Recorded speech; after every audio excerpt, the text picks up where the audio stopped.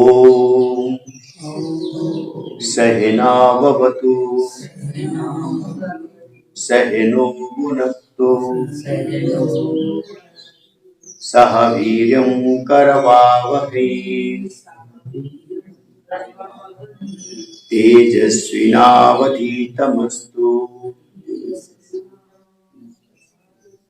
मा विद्विषावहै।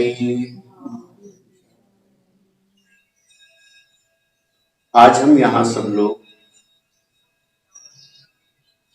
रानीखेत के शिव मंदिर में अपने जीवन को कुछ और आगे ले जाने के लिए एकत्र हुए और जो लोग हमारे साथ ऑनलाइन भी इसका लाभ ले रहे हैं, सर्वप्रथम हम इस बात को ठीक तरह से समझें कि वास्तव में ध्यान क्यों और किस लिए। हम हर दिन कुछ ना कुछ ध्यान करते रहते हैं, कुछ ऐसा ध्यान करते हैं जो हमें नहीं करना चाहिए, कुछ ऐसी बातों का भी चिंतन कर लेते हैं जो हमें नहीं करना चाहिए, लेकिन इस पर हमारा कोई वश नहीं, इस पर हमारा कोई जोर नहीं है कि हम ऐसा न करें। जब प्रकृति ने हमारे शरीर को बनाया तो 3 गुणों को हमें दिया, सत्व, रज और तम। तो 3 गुणों से ये शरीर बना है और 3 गुणों से अष्टधा प्रकृति बनी और इसमें भी 5 तत्व बने, अग्नि, जल, आकाश, वायु, मिट्टी। 5 तत्व से जगत बना, 5 तत्व से शरीर और 3 गुणों से हम अपने शरीर को, अपने मन का निर्माण करते हैं। जैसा हम चिंतन करते हैं वैसा ही हमारा शरीर और मन धीरे धीरे निर्मित होता जाता है। तो जैसा हमारा विचार वैसा हमारा संसार बनता है। ध्यान वह प्रक्रिया है जिसमें अंततः समाधि की स्थिति आती है और समाधि की स्थिति वह स्थिति होती है जहां हमारे पास कोई विचार नहीं रह जाता। पहले तो ये विचार आते हैं जो हमारे भौतिक जगत के होते, रोज सुबह से शाम तक, और विचार भी कुछ बातों पर निर्भर करते हैं। एक तो उन बातों पर निर्भर करते हैं कि हम किस तरह से अपने जीवन को जी रहे हैं और किस तरह से अपने जीवन को आगे बढ़ा रहे हैं। एक तो व्यक्ति, वस्तु और स्थान को देखकर आपके मन में विचार आते हैं और जब हमारे व्यक्ति, वस्तु और विचार को देख करके मन आते हैं विचार, तो वैसा ही हमारा चिंतन बनने लगता है और इस ब्रह्मांड से उसी प्रकार की ऊर्जा भी हमारे शरीर में जाने लगती है।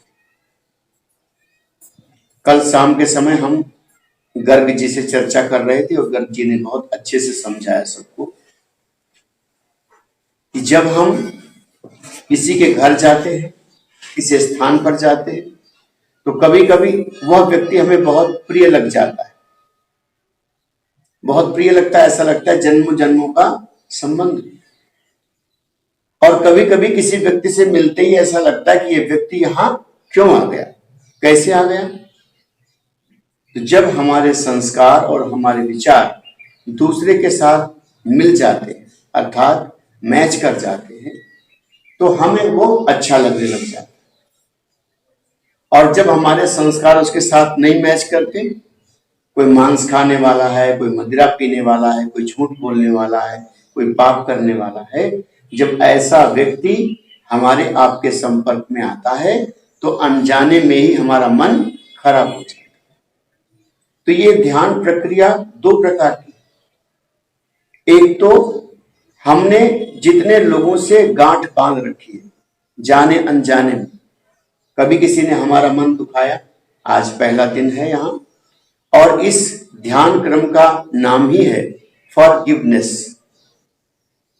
कि हमने जितना भी जीवन में सबसे ज्यादा अगर किसी को दुखी किया है तो उस व्यक्ति का नाम है मैं।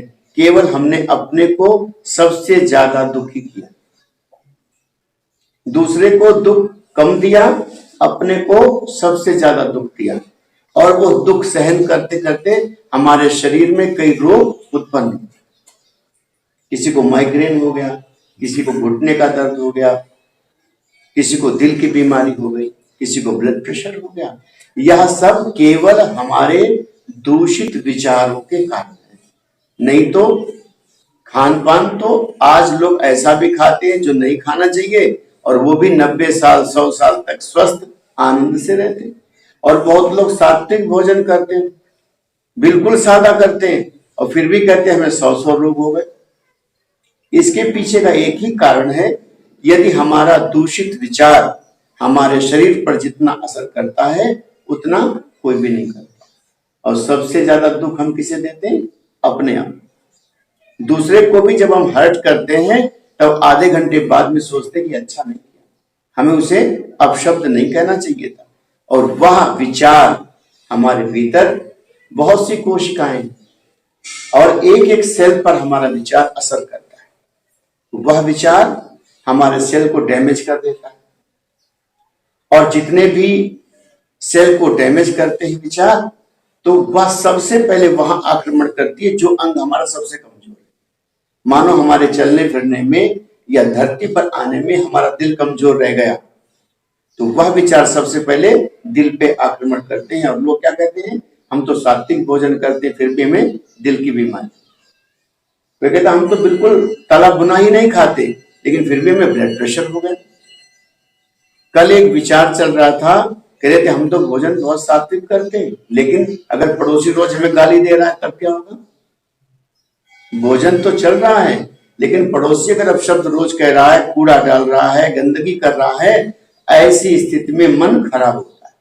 और जब मन खराब होता है विचार दूषित होते हैं, और विचार जब दूषित होते हैं तो हमारे जो अंग हमारे पास सबसे कोमल कहीं बिगड़ा हुआ है, पूर्व जन्मों के संस्कार के अनुसार से कहीं गिरा हुआ है, तो सबसे पहले वही खराब होता है।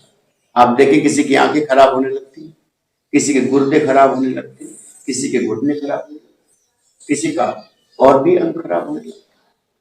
तो यह जो हमारे शरीर में जितने भी कोशिकाएं हैं वह हमारे विचार से चलती है। अभी किसी के साथ आप पूछो, बैठो, 3 साल 2 साल कोरोना में बीत गए, और जैसे उससे आप बात करेंगे तो क्या करेगा, 2 साल में जितनी भी उसके पास कमी रही होगी, आधे घंटे केवल उसी की चर्चा करेगा। आधे घंटे उसी की चर्चा करेगा, ये नहीं रहा, ये नुकसान नहीं रहा, ये ऐसा हो गया। अब कोई उससे पूछे आज की स्थिति क्या है, तो बताता है आज तो बहुत बढ़िया है। तो अगर हम बुराई की चर्चा, अभावों की चर्चा बार बार ना करें, तो ये हमारा जो सेल डैमेज हो गया है ये फिर से रिपेयर हो जाए।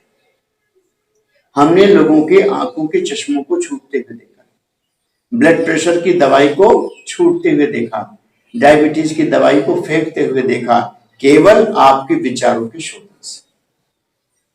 जब हम अपना मन को खाली रखते हैं तो ये हमारा शरीर, जिसमें 2000 रसायन रोज बनते हैं, किसी भी फैक्ट्री में इतने रसायन रोज नहीं बनते, हमारा शरीर ही रसायन बनाता है। किसी देश की घटना है कि किसी एक व्यक्ति को मृत्युदंड दिया जाना, तो जज ने यह करार दिया कि सांप को कटवाने से इसकी मृत्यु होगी, सांप काटेगा इसे। तो वैज्ञानिकों ने परीक्षण करने के लिए कि शरीर में कितने रसायन बनते हैं, उसकी आंखों पर पट्टी बांध दिया, और पट्टी बांधने के बाद 2 पिन उसके हाथ में चुभो दी। 2 पिन चुभोने के 10 मिनट के बाद ही वो मर गया।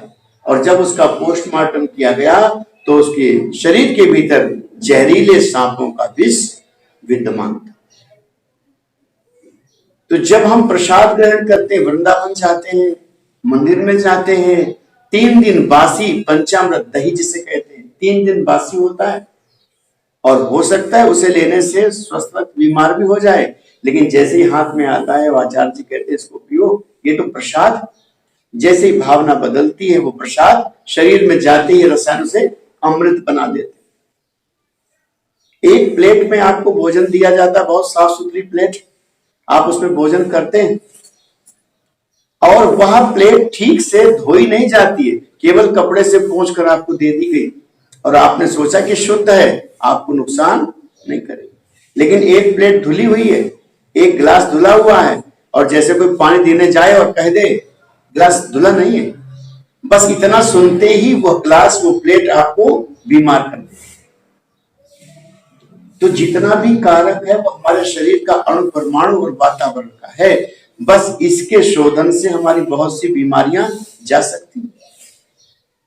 इन पर हमारा विचार कम है, डॉक्टर की गोलियों पर हमारा विचार ज्यादा है। बोले 8 बज गए, ये दवा खा ले, बोले हाँ खा लो। दवा काम क्या करती है? जैसे दवा हाथ में आती है, दिमाग में संदेह जाता, दवा खा रहे अब तो हम ठीक हो जाएंगे, तो इतना सा काम दवा करती है, शेष 80% काम हमारा शरीर का रसायन करता है। अगर दवा काम ही करती होती तो एक बिल्कुल जर्जर व्यक्ति को दवा दिया जाता तो वो ठीक हो जाता। नहीं, जब तक आपकी आंतरिक शक्ति मौजूद है, डॉक्टर लोग वेंटिलेटर पर ले जाते, क्या कहते हैं, अब इम्यून सिस्टम कमजोर है। अरे इम्यून सिस्टम बना रहे तो दवा की जगह पर शक्कर की गोलियां भी अगर दी जाए। हमें याद पड़ता शाहजहांपुर में एक माइग्रेन का बीमार था और एक दुकानदार से वो दवा लेने गया, तो केमिस्ट ने सोचा कि दवा तो कुछ था नहीं, होम्योपैथी की खाली शीशी रखी थी, खाली दवा भर दिया, बिना दवा के उसे दे दिया और कहा 5 दिन बाद आना। उसने सोचा 5 दिन में दवा आ जाएगी तो हम इसे माइग्रेन की दवा दे देंगे, तब तक शक्कर की गोलियां ये उपयोग करें। तो उसने शक्कर की गोलियों को उपयोग करते करते घटना क्या घटाई, 5 दिन बाद जब वो आया उसने पूछा कि अब आपको दूसरी दवा, बोले दूसरी दवा की जरूरत नहीं, हम इसी से ठीक हो गए। तो मुख्य चीज हमारे जीवन में हमारे विचार, उसी विचार से हमें पाचन संबंधी बीमारी हो जाती है, उसी विचार से हमें भोजन संबंधी, घुटने संबंधी, ये सब विकार हमारे विचार से, जैसा अणु परमाणु शरीर में बनता है वैसी घटना करते हैं। किसी को हृदयाघात खाने से नहीं होता, विचारों से हो जाता। कोई दुखद खबर आई, ज्यादा सदमा लग गया, हार्ट अटैक आ गया। ज्यादा सोचे किसी को स्ट्रोक आ जाता है।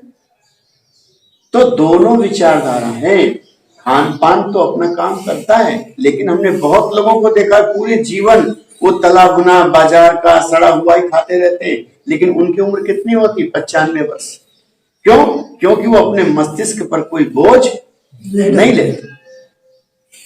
हमारे गर्ग जी कल बता रहे थे कि एक समय वो था कि जब हम जिसे जो कह देते थे वो हो जाता था, उसके पीछे कि मस्तिष्क में कोई बोझ नहीं था। और आज कितना बोझ लेके हम लोग घूम रहे हैं। हाथ में एक छोटा सा जब मोबाइल लेकर हम चलते हैं तो उस मोबाइल के कारण अगर हम आधे घंटे उसको एक ऐसे ही पकड़े रहे तो ये हाथ में पूरे दर्द होने लगेगा, जबकि वो 100-150 ग्राम। और हम अपनी जिंदगी में कितनी सारी समस्याओं को रोज सुबह उठते हैं उन्हीं को सिर में लाद लेते हैं और उनको लादे लादे दिन भर घूमते, रात में सोते, उसी का सपना आता है। तो फिर क्या होगा कि वो बोझ से हमारा मन और हमारा शरीर, ये दोनों के दोनों बिगड़ जाएंगे, ठीक नहीं रहेंगे। तो हमें ऐसी स्थिति में अपने आप को, आज प्रथम दिन है और प्रथम दिन हमें अपने को भार मुक्त करना। आप लोग गंगा स्नान के लिए गए होंगे कभी ना कभी, तो गंगा स्नान जब जाते हैं, जैसे डुबकी लगाते तो हमारे ऊपर हजारों कुंटल जल आ जाता है, पानी, उसका बोझ नहीं होता। लेकिन आप एक बाल्टी भर के चलो, कितना वजन हो जाता। तो ऐसे ही हमें अपने शरीर में डुबकी लगा करके अपने भार को भार मुक्त करना। तो सबसे पहले हम लोग इस प्रक्रिया में क्या काम करेंगे? सबसे पहले आज अपने शरीर को ओमकार के नाद से हील करें। आपने सुना होगा कि अगर हम प्रणव का रोज 6 मिनट जाप करें, 6 मिनट ना कर सके 100 बार करें, 100 बार ना कर सके तो 21 बार। तो कहते ओमकार के नाद में वो हीलिंग पावर है कि आपकी जो डैमेज सेल है आपके शरीर की, वह स्वस्थ होने लगती है। लोग प्रयोग नहीं करते, एक दो बार करते कहते काम नहीं करता, काम नहीं करता। डॉक्टर दवा देगा तो उसे वो घड़ी देखकर 8 बजे खा लेगा, क्योंकि मर जाएंगे इसका डर है। लेकिन जी जाने की प्रसन्नता नहीं है। मर जाने का डर तो है, लेकिन हम जी जाएं इसकी कोई प्रसन्नता नहीं। आदमी भय से काम करता, और वो दवा खाता क्या कहता, मर न जाए खा लो। तो विचार क्या देता है, मर जाने का। अगर वो जी जाने का विचार दे कि दवा खाएंगे जी जाएंगे, तो वो और अच्छा चीज है। सबसे अच्छा संबंध साले और साली का होता है। तो जब भी मिलता है तो क्या कहता है, जी जा। मरने की बात नहीं करता, कहता है जी जा। तो हम लोगों को जीना है। अब देखो कितने दिन से आप लोग हंसना भूल रहे हैं, तो हंसने के लिए जरूरी है विचार का ठीक होना। तो प्रथम 5 मिनट हम लोग ओमकार का नाद करें। ओमकार के नाद से हमारे से जो डैमेज सेल है वो, उसके बाद आज का जो विषय है पहले दिन का, फॉरगिवनेस, अर्थात हमें कुछ कुछ चीजें छोड़ना है। खाना नहीं छोड़ना, पीना नहीं छोड़ना, विचारों को छोड़ना। बहुत से विचार हम लोग लाते चल रहे हैं। तो पहला चरण हम लोग ओमकार का नाद करें। जो लोग हमारे साथ ऑनलाइन भी हैं वो भी ओमकार का नाद करेंगे। आंखें बंद कर लेंगे और दोनों हाथों को ज्ञान मुद्रा, पालथी लगाने की जरूरत नहीं, लगा सके तो बहुत अच्छा, नहीं इजी वे, आसानी से। और यहाँ ना बैठ पाएंगे फिर अगली बार सोफा लगाएंगे आप लोग। हमें रिलैक्स अपने मन और मस्तिष्क को करना है। अब शरीर में अगर अकड़न रही, दर्द रहा, तो फिर आनंद जो चीज है वो न मिले। न खान पान की आपकी मना है कि आप क्या खाओ, केवल पहले हमें अपने को हील करना है। तो आइए हम सब लोग ओमकार का नाद करें। और हमें विश्वास है कि गर्ग जी 20 साल पुराने ऊर्जा से वैसे ही लोगों को फिर स्वस्थ करना शुरू कर देंगे। आंखें बंद करेंगे हम लोग, सहज, कोई जबरदस्ती नहीं है। और जिस पोस्चर में शरीर अच्छे से बैठे, प्रयास करें पीठ सीधी। तो हमें एक बार बोलना, आप साथ साथ बोलिए।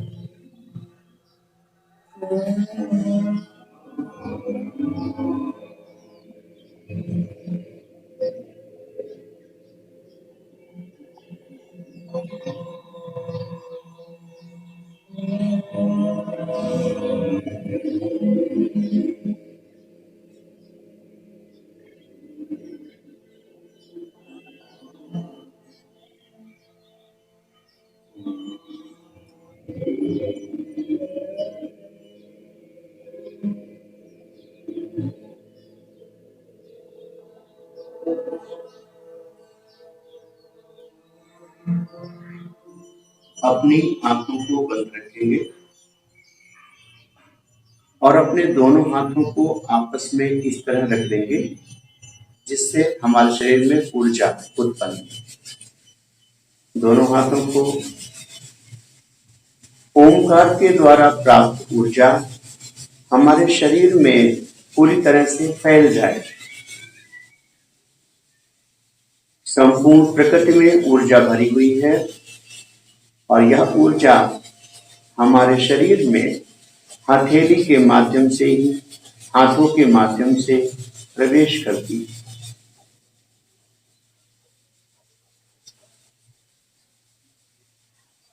हम अपने शरीर में ऊर्जा का जितना अधिक संचार करेंगे, हमारे जीवन में उतनी ही ज्यादा विकारों की और रोगों की कमी आएगी। अब दोनों हाथों को पुनः जैसे रखा था ज्ञान मुद्रा में, वैसे ही अपने घुटनों पर रख लेंगे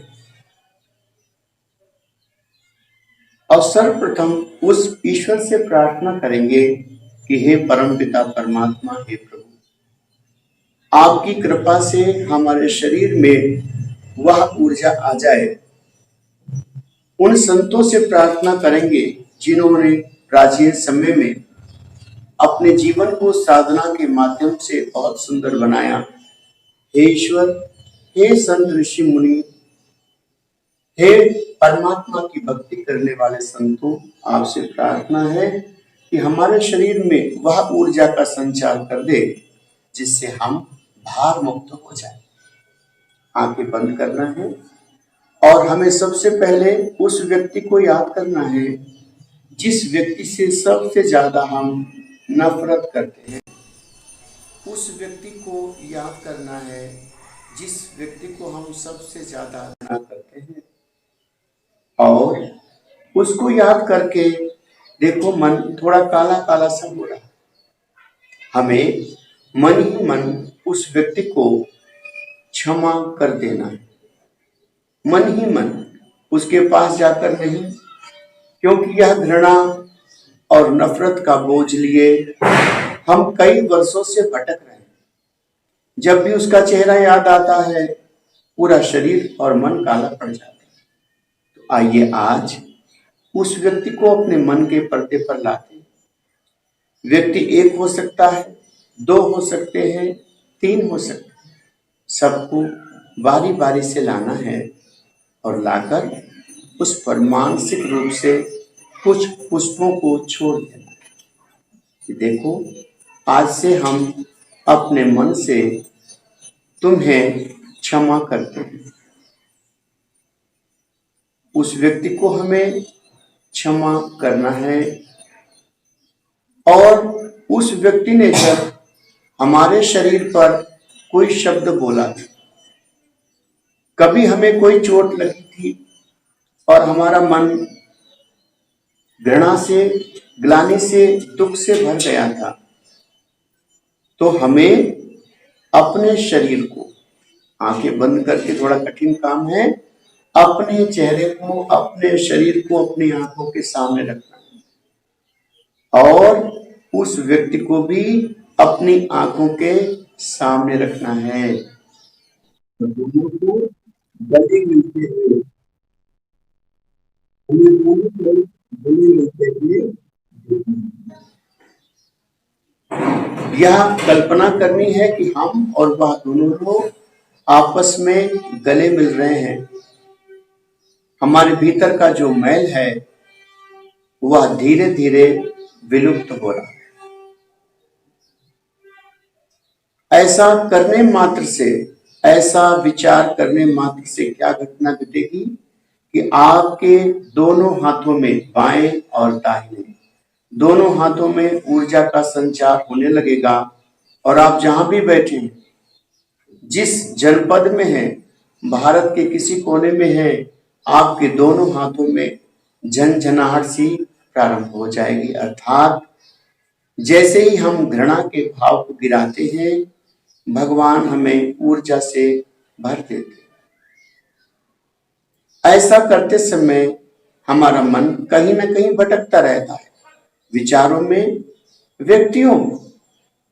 तो जब हमने अपने घृणा के भाव को त्यागा, तो सबसे पहले किसे क्षमा करना है? हमें अपने आप को भी तो क्षमा करना है। कई बार हम अपने आप को भी तो गालियां देते हैं, अपने आप को भी तो दुखी करते हैं। तो आइए आज हम अपने आप को भी क्षमा दान कर दें, कह दें कि हम आपको क्षमा करते हैं। Forgiveness, forgiveness for me, forgiveness for others, forgiveness for me, forgiveness for others. जितने लोगों से हमारी घृणा है, क्रोध है, हिंसा है, आइए आज उनके ऊपर फूल बरसाते हैं। आज के बाद यदि वो लोग हमें मिलेंगे तो उनका भाव अपने आप बदला हुआ होगा। आज के बाद हमने भी अपने ऊपर बहुत अत्याचार किए, कभी क्रोध कर करके भोजन नहीं किया, कभी क्रोध में रात भर सोए नहीं, कभी अपने ऊपर अत्याचार इतने किए कि हमने अपने को ही बहुत सारा दुख दे दिया, बहुत दुख दे दिया। तो आओ, हमारे भीतर भी तो एक शुद्ध आत्मा है, उससे भी एक बार हम क्षमा मांग लें कि हे मेरे शुद्ध आत्मा, आपको जो हमने कष्ट दिया है उसके लिए भी हमें क्षमा करना। Forgiveness for me, forgiveness for my our soul. हमारी आत्मा को कई बार हमने विषम परिस्थितियों में जबरदस्ती कुछ काम करने को कहा, हमारा मन भी नहीं था, शरीर भी साथ नहीं दे रहा था, लेकिन क्रोध इतना ज्यादा था कि हमने वह हिंसा अपनी आत्मा, अपने मन, अपने शरीर के साथ की। परिवार में कई बार ऐसा हो जाता है कि हम अपने मन आत्मा को बहुत कष्ट देते हैं। तो आइए आज अपनी मन आत्मा से भी क्षमा प्रार्थना करते हैं। यदि हमने दूसरों को अपशब्द कहे हैं तो उसके लिए भी हम क्षमा प्रार्थना। धीरे धीरे हमारे जीवन से क्षमा का बोध होगा। सबसे कठिन काम यही है कि क्षमा मांगना, और हम सामने बैठकर किसी से क्षमा नहीं मांग सकते। तो मन ही मन आइए हम उन तत्वों से क्षमा मांगते हैं जिनके प्रति हमारा अपराध बना है या उन्होंने हमारे प्रति अपराध किया है। ऐसे दोनों लोगों को हम क्षमा करेंगे, एक तो अपने को और एक उनको जिनके द्वारा हमें कष्ट मिला या हमारे द्वारा उनको कष्ट। और जैसे ही ये भाव बढ़ेगा, हमारे दोनों हाथों में ये ऊर्जा, ये झंझनाहट बढ़ती चली जाएगी। बाएं हाथ से कोहनी की तरफ ऊपर बढ़ेगी ऊर्जा और हमारा शरीर हल्का होता चला जाए, हल्का होता चला जाए। इस ऊर्जा को हमारे भीतर केवल क्षमा ही बढ़ा सकती है। जब तक हमारे मन में दूसरों के लिए घृणा है, ईर्ष्या है, क्रोध है और अपने प्रति भी नफरत, इतनी नफरत कि कभी कभी मन होता है इस शरीर को हमें खो देना चाहिए। बहुत से लोग आत्महत्या का विचार करने लग जाते कि अब इस जीवन का क्या फायदा, अपने को ही समाप्त कर देंगे। जब जब ऐसा भाव आया, उस भाव के लिए भी हमें क्षमा मांगनी है कि ईश्वर के द्वारा दिया हुआ अनमोल शरीर और इसे हम खत्म करने चाह रहे थे, ये तो बहुत बड़ा अपराध था। हे ईश्वर, हे मेरी आत्मा, इसके लिए मुझे क्षमा कर दे। कितनी बार दूसरों को हम गाली देने जा रहे थे, रुक गए, लेकिन प्रभु ऐसे विचार हमारे भीतर न जन्म ले, इसके लिए भी हमें आप क्षमा करें। ये क्षमा का एक बीज हमारे शरीर में पड़ जाएगा और इसे भर दिन में कम से कम 3 बार करना चाहिए।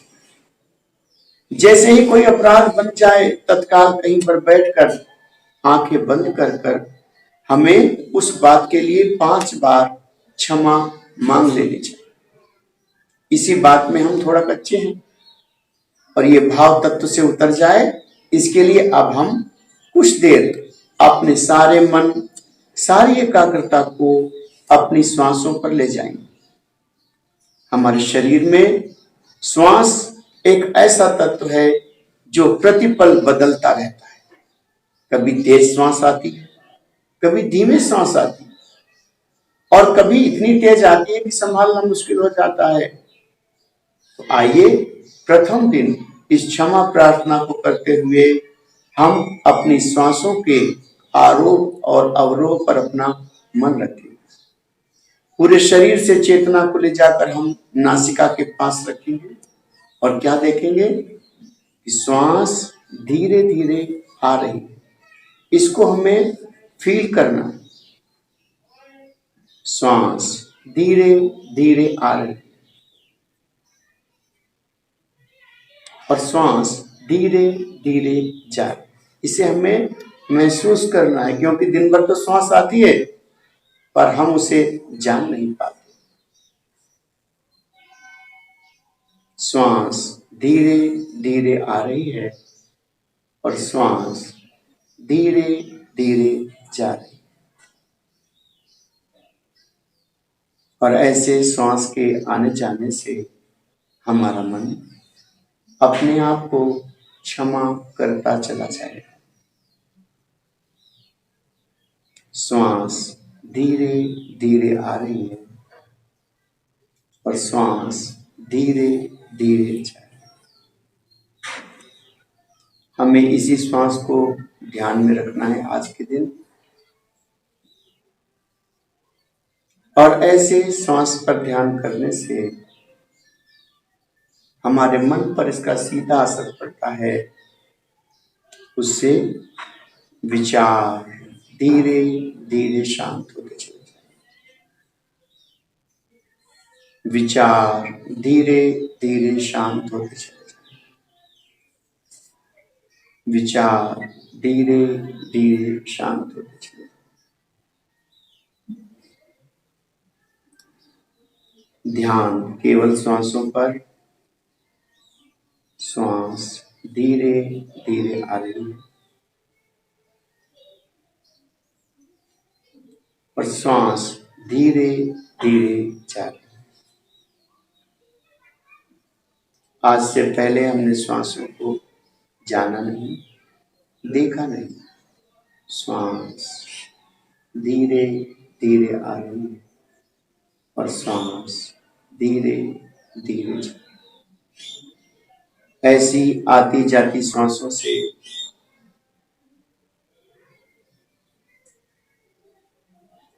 हमारे जीवन में विचार धीरे धीरे शांत हो जाए और दोनों हाथों से ब्रह्मांड की ऊर्जा हमारे शरीर में प्रवेश करेगी। तो दाहिने और बाएं हाथ में से वो ऊर्जा एक झंझनाहट के रूप में हमारे शरीर में प्रवेश कर रही है। ध्यान श्वासों पर।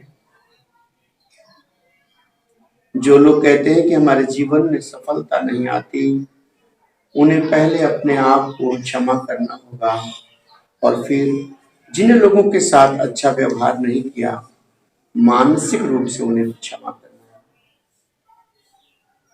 जिन लोगों ने हमारे प्रति गलत व्यवहार किया है, आइए आज उन्हें भी क्षमा करें। Forgiveness for others. क्षमा करने के बाद हमें अपने श्वासों पर ध्यान रखना है। श्वास धीरे धीरे आ रही है और श्वास धीरे धीरे जा रही है।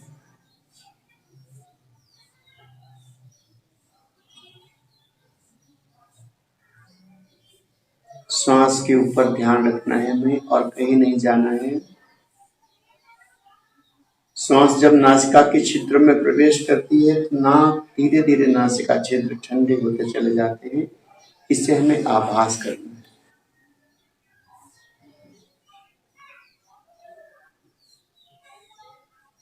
और श्वास धीरे धीरे बाहर। इस प्रक्रिया को करते समय कभी कभी सहज शरीर असहज हो जाता है, कभी व्यक्ति नींद में जा सकता है, कभी उसका शरीर गिर सकता है। ऐसी स्थिति जब बने तो ये सहज स्थिति है शरीर की। दोनों हाथों में इतनी झंझनाहट हो सकती है, पैरों में झंझनाहट हो सकती है, ऐसा लगेगा कि हमारा शरीर है ही नहीं। सांस धीरे धीरे आ रही है और श्वास धीरे धीरे जा रही है। विचार धीरे धीरे शांत हो रहे हैं और मन में क्षमा का भाव बढ़ता चला। आज से सभी व्यक्तियों को जिन्होंने हम पे कभी गाली दिया, कभी ठोकर मारी, कभी हमसे अपराध बना, उन सबको आज हृदय की गहराइयों से क्षमा करते चले। अपनी आत्मा को जो कष्ट दिया है और अपनी भी पवित्र आत्मा को हम क्षमा करते चले। श्वास धीरे धीरे आ रही है और श्वास धीरे धीरे जा रही है। क्षमा का भाव रखते हुए हम अपनी सांसों पर अपने मन को रखेंगे और ठीक 10 मिनट इसी विचार में बैठे रहेंगे कि हमने संपूर्ण प्रकृति के लोगों को क्षमा कर दिया। केवल यही विचार हमें अपने मन में चलाना है और ध्यान श्वासों पर रहेगा। ठीक 10 मिनट के बाद फिर हम अगली प्रक्रिया में चले जाएंगे।